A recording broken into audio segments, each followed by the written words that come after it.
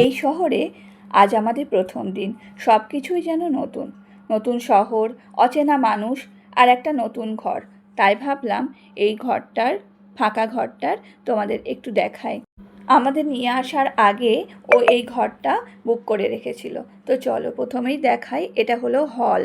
পুরো হল ঘরটা বেশ বড়। ঘরটা এখন পুরো খালি বলে ওরা একটু খেলা করতে জায়গা পেয়েছে। আচ্ছা চলো এবার দেখাই তোমাদেরকে রান্নাঘরটা। রান্নাঘরটাও খুব একটা খারাপ না, বেশ বড়ই। এই দেখো, এটা হলো রান্নাঘর। ক্যাবিনেটগুলো সব করাই আছে, আর করা আছে বলে আমার একটু সুবিধা হবে জিনিসপত্র রাখতে, বাসনকোসন রাখতে। ওই বাড়িতে তো আমার অনেক বাসনকোসন হয়ে গেছে, জানি না কিভাবে সব কিছু অ্যারেঞ্জ করব। আর এদিকটা খালি প্ল্যাটফর্ম রেখে দিয়েছে। এখন কীরকম অগোছালো হয়ে আছে দেখো রান্নাঘরটা। কি করব বলো, বুঝতেই তো পারছো, সবই ওই কোটোই রাখতে হয়েছে, প্যাকেটেই রাখতে হয়েছে ওখানে। চলো এবার তোমাদেরকে দেখাই ব্যালকানিটা। ব্যালকানিটাও খুব একটা খারাপ না, কিন্তু ভীষণ ছোট। হাঁটা চলার খুব একটা জায়গা নেই, অল্প একটুখানি 1.5 ফিট মতো জায়গা দিয়েছে জাস্ট জামা কাপড় মেলার জন্য। তোমাদেরকে বলি, আমাদের এই বিল্ডিংটা টোটাল 35 তলা করে, অনেকগুলো উইংস আছে। আর আমার ঘরটা 19 তলায়। আমাদের এই ফ্ল্যাটটা 2 BHK। এবার চলো তোমাদেরকে ভিতরের রুমগুলো দেখাই। এটা একটা রুম, আর আমি প্রশান্তকে একটা কার্পেট দিয়েছিলাম আর 2টো চাদর দিয়েছিলাম, সেটাই পাতা আছে। ও এইভাবেই কয়েকদিন ছিল এই রুমটার মধ্যে। আর এখন আমাদেরকেও 2-3 দিন হয়তো এইভাবেই শুতে হবে। একটু কষ্ট হবে, কিন্তু একটা অন্যরকম অভিজ্ঞতাও আছে এর মধ্যে। প্রাইভেট জব যারা করে তাদেরও কিছুটা জীবনটা যাযাবরের মতো, আজ এখানে কাল সেখানে। এটা হলো আরেকটা রুম। রুমগুলো কিন্তু খারাপ না, বেশ বড় বড়ই আছে। জানি না জিনিসপত্র এলে তারপরে বোঝা যাবে যে সমস্ত জিনিস আমার এখানে এই রুম দুটোতে হবে কি না।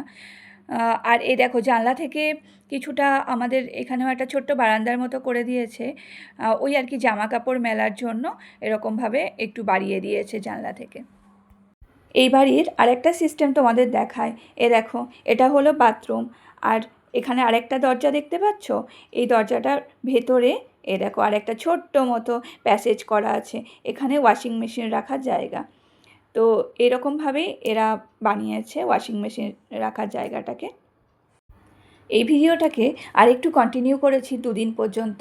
দেখো, আরও 2 দিন পরে আমাদের সমস্ত মালপত্র চলে এসেছে, আর একটা একটা করে মাল সমস্ত কিছু ঢোকাচ্ছে। ওরা প্যাকিংটা কিন্তু খুব সুন্দর করেছিল, তো তার জন্য কোনো জিনিসপত্র আমাদের সেরকমভাবে কিছু খারাপ হয়নি। কিন্তু যখন সমস্ত মাল আর সমস্ত কার্টুনগুলো ঢুকছিল, তখন মনে হচ্ছিল জানি না, পা রাখার জায়গা ছিল না ঘরের মধ্যে।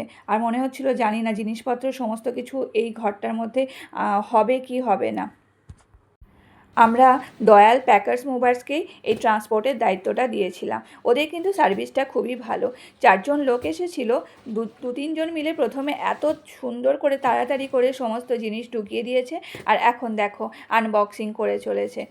তো খুব ভালো করে ওরা এক একটা জিনিস খুলে আনবক্সিং করে সেগুলো যে প্লেসে রাখার সেই সমস্ত প্লেসে ওরা রাখছিল। মানুষগুলো সারাদিন এত পরিশ্রম করছে দেখে সত্যিই খুব খারাপ লাগছিল।